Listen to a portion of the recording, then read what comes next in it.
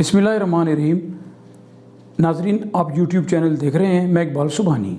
D G I S P R نے اپنے ایک بیان میں کہا ہے کہ قومی سلامتی کمیٹی کے اندر جو 2 مرتبہ اس کا اجلاس ہوا ہے، اس میں متفقہ طور پر یہ فیصلہ کیا گیا ہے، یہ دیکھا گیا ہے، کمیٹی اس نتیجے پر پہنچی ہے کہ کہیں سے بھی کوئی ثابت نہیں ہوتا کہ سازش ہوئی ہے سابقہ حکومت کے خلاف. پہلے بھی ایک مرتبہ کلیریفائی کر چکا ہوں، سو آپ کی وساطت سے میں ایک مرتبہ پھر یہ بات کر دیتا ہوں. شیخ رشید صاحب نے جو بیان دیا اس بارے میں خاص طور پہ انہوں نے ریفر کیا کہ پرابلی انہوں نے یہ کہا تھا کہ اس میٹنگ میں کسی بھی چیف نے یہ نہیں کہا کہ یہ سازش نہیں تھی. کسی بھی چیف انفارچونیٹلی یہ ایسا بالکل نہیں ہے. میں بڑا کلیئرٹی کے ساتھ آپ کو یہ بتا دوں کہ اس میٹنگ میں chairman joint chief of staff committee, تینوں سروسز چیفز اور ڈی جی ایس آئی تمام موجود تھے، اور اس میٹنگ میں بہت واضح طور پہ بہت مفصل انداز میں شرکاء کو یہ ایجنسیز کی طرف سے اپڈیٹ کیا گیا، یہ بریف کیا گیا کہ کسی قسم کی کوئی سازش یا اس چیز کے کوئی شواہد، کوئی ایویڈنس نہیں ہے. ایسا کچھ نہیں ہوا، اور ہماری ایجنسیز دن رات یہی کام کرتی ہیں. وہ 24 گھنٹے پاکستان کے دشمنوں کے عزائم کو خاک میں ملانا ہی ان کا کام ہے، اور 24 گھنٹے وہ پاکستان کے خلاف ہونے والی سازشوں اور ان چیز کا ادراک رکھنا اور ان کو کاؤنٹر کرنا، یہ ان کا کام ہے. سو اس میٹنگ کے اندر چیئرمین جوائنٹ چیف، تمام سروسز چیفز اور ڈی جی آئی، ان تمام کی طرف سے تمام شرکاء کو یہ بہت واضح طور میں، بہت مفصل انداز میں بتا دیا گیا تھا کہ ہمارے پاس اس ساری چیز کو بڑے بہتر طریقے سے دیکھا ہے، اور بہت پروفیشنلی ان کو بریف کیا گیا کہ there is no such thing, no such evidence of any conspiracy in this whole thing. اور جنرل صاحب تھوڑا یہ بتائیے گا، اس میں اس اعلامیے میں مداخلت کا ذکر لکھا تھا. آپ مداخلت کو، سازش کو کس طرح ڈسکرائب کرتے ہیں؟ کیونکہ یہ بھی بہت زیادہ مس یوز ہوا ہے کہ یہ مداخلت تو سازش بھی بڑی چیز ہوتی ہے کوئی. دیکھیں، میں اس پہ that is a diplomatic word, diplomatically اس طرح کی چیزوں کو یوز کیا جاتا ہے. آئی ایم شیور ڈپلومیٹس اس کو بہتر طریقے سے ایکسپلین کر سکتے ہیں. بالکل ٹھیک. آبویسلی اسی کے مد میں آگے جو بھی ایکشن لیا گیا ڈپلومیٹکلی لیا گیا. بالکل صحیح. سو ہماری طرف سے جو کچھ بھی بتایا گیا اس میں بہت کلیئرلی یہ بتا دیا گیا تھا کہ there is no evidence of any conspiracy in this whole. بالکل ٹھیک. آج عمران خان صاحب نے یہ کہا ہے کہ D G I S B R کون ہوتے ہیں یہ فیصلہ کرنے والے. قومی سلامتی کمیٹی کے 2 مرتبہ کے اجلاس کے اندر یہ متفقہ طور پر فیصلہ ہوا ہے کہ مداخلت ہوئی ہے. کہ کیا یہ D G I S P R فیصلہ کریں گے کہ یہ سازش تھی یا نہیں؟ ان کا تو ایک پوائنٹ آف ویو ہو سکتا ہے، وہ فیصلہ تو نہیں کر سکتے. عمران خان نے کہا کہ یہ قومی سیکیورٹی کا مسئلہ ہے، تو کیوں اس کو سیاست کی نظر کیا جا رہا ہے؟ کیوں نہ اس کے اوپر کوئی جوڈیشل کمیشن بنا دیا جائے؟ عمران خان نے اپیل بھی کی کہ سپریم کورٹ اگر اس پہ اوپر کوئی جوڈیشل کمیشن بنا دے، پھر جو جوڈیشل کمیشنر جو بھی فیصلہ کرے گا وہ اس کو قبول کریں گے، اور تمام حقائق سامنے آ جائیں گے. فیصلہ اگر کروانا ہے اس کا، جس طرح پریزیڈنٹ آف پاکستان نے چیف جسٹس کو خط لکھا ہے کہ آپ اس کو پروب کریں، آپ کہہ رہے ہیں مداخلت ہوئی، تو اب کون فیصلہ کرے گا کہ یہ سازش ہے، مداخلت ہے؟ چیف جسٹس کو کیا کریں؟ میں نے جب پرائم منسٹر تھا، میں نے جوڈیشل کمیشن کا فیصلہ کیا، جوڈیشل کمیشن نہیں، کمیشن کا فیصلہ کیا کہ وہ پروب کرے کہ یہ سازش ہوئی ہے یا نہیں ہوئی. ہمیں تو پتہ ہے سازش ہوئی ہے، لیکن ایک پراپر انویسٹیگیشن ہونی چاہیے تھی، جو ہوئی نہیں ابھی تک. تو کوئی نہیں کہہ سکتا، D G I S P R یہ نہیں کہہ سکتا کہ سازش ہے یا نہیں ہے. وہ یہ مداخلت تو سب نے مان لیا نا کہ مداخلت ہے. بابر افتخار نے اس کے اوپر یہ کہا ہے کہ اگر جوڈیشل کمیشن بنتا ہے تو ان کو اس کے اوپر کوئی اعتراض نہیں ہے. بابر افتخار نے کہا کہ میں اپنی ذات کے حوالے سے کوئی بات نہیں کرتا، میں ایز اے فوج کے ترجمان کے بات کر رہا ہوں. اچھا، دوسری جانب عمران خان کچھ دنوں سے مسلسل کے پی کے ہاؤس اسلام آباد کے اندر مختلف تنظیموں کے عہدیداروں سے اور کارکنوں سے خطاب کر رہے ہیں. آئے روز وہ جو راول پنڈی کی جو تنظیمیں ہیں ان سے بھی خطاب کر رہے ہیں، وکلا سے بھی انہوں نے خطاب کیا. اسی طرح جو ذیلی تنظیمیں ہیں پی ٹی آئی کی، ان کے ساتھ بھی انہوں نے خطاب کیا۔ عمران خان اس بات کو مسلسل دہرا رہے ہیں، اور وہ جتنے بھی انہوں نے اجلاس کیے، جتنی انہوں نے میٹنگز کی، جتنے کارکنوں سے انہوں نے خطاب کیا، اس کے اندر وہ ایک بات کو مسلسل دہرا رہے ہیں، اور وہ یہ کہہ رہے ہیں کہ 25 مئی کو پنجاب پولیس نے انتہائی تشدد کیا خواتین کے اوپر، وکلاء کے اوپر، بوڑھوں کے اوپر، پی ٹی آئی کے لوگوں کے اوپر۔ پھر وہ پنجاب پولیس جو ہے لوگوں کے گھروں کے اندر داخل ہوئی، انہوں نے عورتوں کی بے عزتی کی وہاں پر، اور بغیر سرچ وارنٹ کے وہ گھروں کے اندر داخل ہوئی۔ خواتین کے اوپر انہوں نے دہشت گردی کے مقدمے بنائے، پی ٹی آئی کے کارکنوں کے اندر، نوجوانوں کے اوپر انہوں نے دہشت گردی کے مقدمات بنائے، لاٹھی چارج کیا، آنسو گیس کی۔ اس بات کو وہ مسلسل دہراتے ہیں، اور پھر ساتھ ہی ایک بات کا اعادہ کرتے ہیں کہ آپ تیار رہو، میں آپ کو بڑی کال دینے والا ہوں۔ مسلسل جب وہ یہ بات کرتے ہیں تو پھر اس کے بعد وہ کال کی بات کرتے ہیں کہ میں عن قریب آپ کو کال دینے والا ہوں اور میں سرپرائز دینے والا ہوں۔ اب واللہ عالم سرپرائز کیا ہوگا، لیکن جب وہ کہتے ہیں عمران خان صاحب کہ میں سرپرائز دینے والا ہوں تو وہ ضرور سرپرائز ہوگا، اور کچھ نہ کچھ ایسا ہوگا کہ وہ سرپرائز ہی لگے گا۔ راولپنڈی کے جو اجلاس ہوا، راولپنڈی کی جو میٹنگ ہوئی اسلام آباد کے اے پی کے ہاؤس کے اندر جو کل ہی ہوئی ہے، اس کے اندر ایک بڑا ناخوشگوار واقعہ پیش آیا۔ اس کے اندر چند کارکنوں نے اٹھ کر کچھ شکایات تھی جس کا ذکر عمران خان سے کیا، اور پھر ان کارکنوں کو کافی روکے رکھا، مگر عمران خان صاحب نے ان کو کہا کہ بھئی ان کو آگے آنے دیں، ان کو آگے آنے تک کہ میں ان سے بات کر سکوں، ان کی بات سن سکوں یہ کیا کہنا چاہ رہے ہیں۔ پھر وہ کارکن آگے بھی آئے اور انہوں نے اپنی بات بھی کی۔ بیسیکلی وہ جو کارکن تھے وہ کہنا کیا چاہ رہے تھے؟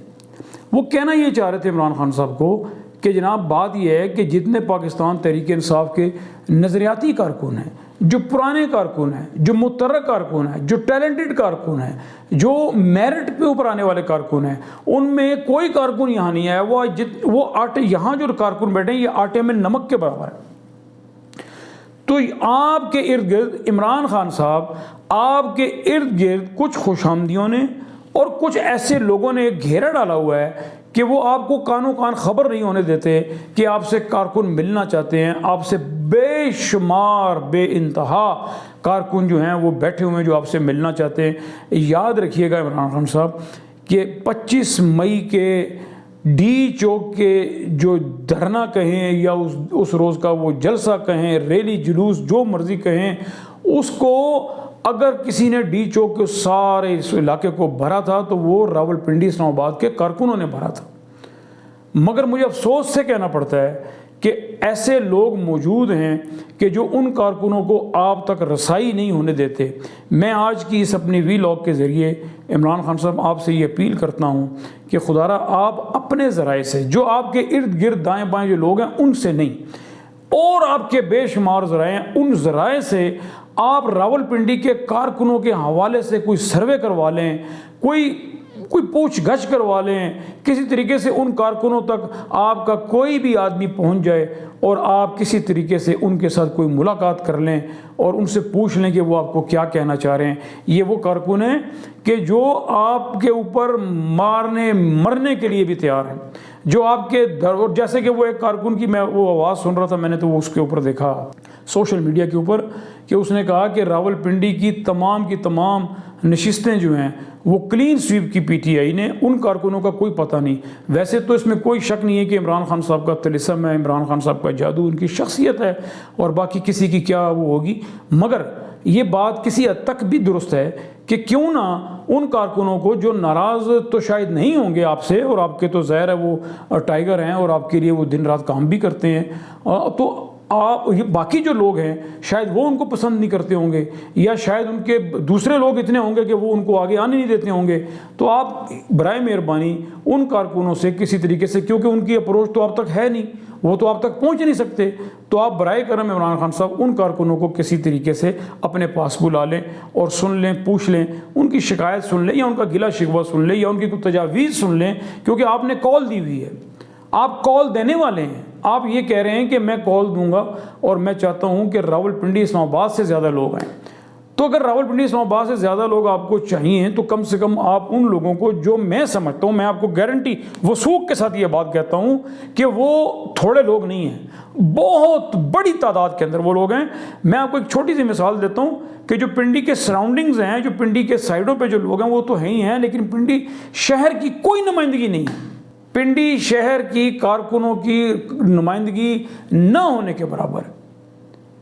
تو خان صاحب آپ برائے مہربانی کسی بھی ذریعے سے ان کارکنوں کو اپنے پاس بلائیں، ان کو وہ اپروچ نہیں کر سکتے آپ کو، ان کے پاس کوئی ایسا ذریعہ نہیں ہے کہ وہ آپ تک پہنچ سکیں۔ اچھا، ایک اور خبر ہے کہ بابر افتخار نے جنرل مشرف کے حوالے سے بھی کچھ خبر دی ہے کہ ان کی حالت ٹھیک نہیں ہے، وہ کافی بیمار ہیں، تو ان کو پاکستان لانے کے لیے کچھ سوچا جا رہا ہے۔ ان کی صحت بہت خراب ہے، اللہ ان کو صحت دے۔ ایسے میں انسٹیٹیوشن کی لیڈرشپ کا یہ موقف ہے کہ ان کو پاکستان واپس آ جانا چاہیے، اور اسی مت میں ان کی فیملی سے رابطہ کیا گیا، بٹ اس ساری چیز کا اس کا فیصلہ ان کی فیملی نے کرنا ہے، اور ان کے ڈاکٹرز نے کرنا ہے کہ وہ ان کو ایسی کنڈیشن میں ٹریول کرنے کی اجازت دے سکتے ہیں یا نہیں۔ اگر یہ دونوں چیزیں جب سامنے آ جاتی ہیں تو اس کے بعد ہی کوئی انتظامات کیے جا سکتے ہیں، but institution feels that general Musharraf کو اگر ہم پاکستان لا سکیں، ان کی کنڈیشن ایسی ہے۔ اور اسی دوران نواز شریف کا بھی بیان آ گیا، انہوں نے یہ کہا ہے کہ بھئی اگر جنرل مشرف کو پاکستان لایا جاتا ہے تو انہوں نے حکومت کو ہدایت کی ہے کہ وہ جنرل مشرف کو خاص پروٹوکول دے کے تو ان کا خیال رکھیں اور ان کو جو بھی سہولتیں ہیں وہ پہنچائی جائیں جب وہ پاکستان آئیں۔ نواز شریف نے کہا کہ میں نہیں چاہتا کہ جیسے مجھ پر جو تکلیف مجھ پر گزری جب مجھے باہر بھیج دیا گیا پاکستان سے، تو میں اپنوں سے دور ہو گیا، اور پھر وہ جو درد ہے جو میں محسوس کرتا ہوں اب تک، تو میں نہیں چاہتا کہ جنرل مشرف کے جو لوگ ہیں وہ بھی اس اذیت اور اس کیفیت کے اندر مبتلا ہوں۔ لہٰذا میری کوئی جنرل مشرف سے کوئی ذاتی دشمنی نہیں ہے۔ اگر جنرل مشرف پاکستان آنا چاہتے ہیں اور فوج لانا چاہتی ہے یا ان کی فیملی لانا چاہتی ہے تو بے شک وہ آئیں، ہم ان کے لیے پورا یہاں پر بندوبست کریں گے، انتظام کریں گے۔ میں سمجھتا ہوں کہ یہ فیصلہ تو پاکستان کی فوج نے کرنا ہے، آرمی نے کرنا ہے، کیونکہ جنرل مشرف کچھ بھی ہے آرمی کا حصہ رہے ہیں، سابق جنرل رہے ہیں، سابق صدر رہے ہیں، اور اس وقت وہ زندگی اور موت کی کشمکش کے اندر ہیں، تو پھر یہ فوج کے اوپر بھی کچھ ذمہ داری بنتی ہے۔ فوج کا یہ بیان آیا ہے کہ جنرل مشرف کی فیملی کے ساتھ باہمی مشاورت کا سلسلہ جاری ہے، اور جیسے ہی وہ مشاورت مکمل ہوگی تو جنرل مشرف کو لانے کا انتظام بھی کیا جائے گا۔ جنرل مشرف 11 اگست 1943 دلی میں پیدا ہوئے، اور پھر فوج میں 12 بھرتی ہو گئے بعد میں، اور وہ پھر اس رینک تک آئے۔ پھر اس کے بعد پھر 12 اکتوبر 1999 میں وہ نواز شریف کو ٹیک اوور کر کے، کیونکہ نواز مشرف جب ایک طیارے میں آ رہے تھے تو نواز شریف نے انہوں نے ان کی سبکدوشی کے آرڈر کر دیے تھے، جس کو جو کور کمانڈر تھے انہوں نے اس کو ماننے سے انکار کیا، اور پھر اسی طرح جنرل مشرف کا طیارہ زمین پر لینڈ کر دیا گیا، اور جنرل مشرف نے زمین پر آتے کے ساتھ ہی نواز شریف کو معزول کر دیا اور ان کی حکومت کو چلتا کیا اور انہیں گرفتار بھی کر لیا۔ اور پھر اس کے بعد 20 جون 2001 کو جنرل مشرف نے صدارت کا عہدہ بھی سنبھال لیا، صدر پاکستان کا۔ جنرل مشرف کے اقتدار سنبھالنے کے کچھ عرصے کے بعد 9/11 کا واقعہ ہوا، اور پھر امریکہ نے جنرل مشرف سے مدد مانگی افغانستان پر حملہ کرنے کے حوالے سے، اور جنرل مشرف ایک فون کے اوپر ان کی ساری شرائط مان گئے، اور پھر امریکی جنگ کا حصہ بن کر افغانستان کے اوپر جو بمباری اور جو جنگ مسلط کی گئی اس کا حصہ بن گئے۔ نواز شریف ووٹ کو عزت دو کے بیانیے کو بھول چکے ہیں۔ اس وقت ان کی جماعت کے اندر کوئی لیڈر، کوئی ووٹر، کوئی سپورٹر، چاہے وہ بڑا ہو چاہے وہ چھوٹا ہو، اب ووٹ کو عزت دو کے بیانیے کی یا نعرے کی بات بالکل نہیں کرتا، شاید وہ بھول گئے ہیں۔ شاید نواز شریف کی پارٹی کے لوگ، مسلم لیگ نون کے لوگ یہ سمجھتے ہیں کہ ووٹ کو عزت دو کا مطلب فوجیوں کے ساتھ مل کر حکومت چلانا ہے، فوجیوں کے ساتھ مل کر سازش کے ذریعے حکومت لینا ہے۔ یہ شاید وہ سمجھ بیٹھے ہیں کہ ووٹ کو عزت دو کا شاید یہ مطلب ہے، اس لیے وہ جب اپنے مشن میں کامیاب ہو گئے ہیں تو ووٹ کو عزت دو پاؤں تلے رون دیا گیا ہے۔ کچھ ذرائع اس بات کی تصدیق کر رہے ہیں کہ جنرل مشرف کی طبیعت ٹھیک نہیں ہے، وہ اس وقت مصنوعی سانس کے اوپر زندہ ہیں۔ ذرائع کا یہ کہنا ہے کہ پاکستان لاتے وقت یا پاکستان لاتے وقت شاید اس بات کا بھی کوئی اعلان کر دیا جائے۔ بہرحال خبر ایسی کوئی تصدیق شدہ نہیں ہے، مگر ذرائع یہ بتا رہے ہیں کہ وہ مصنوعی سانس کے اوپر چل رہے ہیں۔ ناظرین، اسی کے ساتھ میں آپ سے اجازت چاہوں گا، اپنے چینل کا خیال رکھیے گا۔ اللہ آپ کا حامی و ناصر ہو۔